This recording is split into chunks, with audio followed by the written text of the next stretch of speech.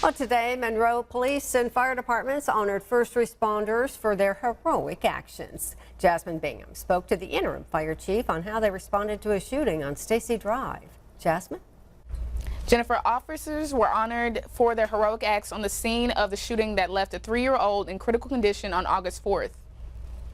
The interim fire chief tells me officers had to make split-second decisions that would ultimately affect the child. He says when they arrived for an ambulance, at the time of the arrival for an ambulance, when they could not find, he said, when the ambulance did not arrive at a certain particular time, they rushed the 3-year-old to the hospital in a patrol car. Carrying the child out in his arms, trying to expose the chest to look for the injuries. We intervened, we helped the police officer. We called for an ETA on an ambulance and couldn't determine exactly when the ambulance would arrive. So the decision was made by quick thinking on the police and the fire captain. Same common goal of helping the citizens of Monroe. And we love doing it, and we look forward to every opportunity we get.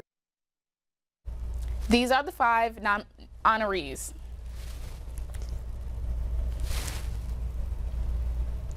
Chief Maxey says the child is now in stable condition. Jennifer?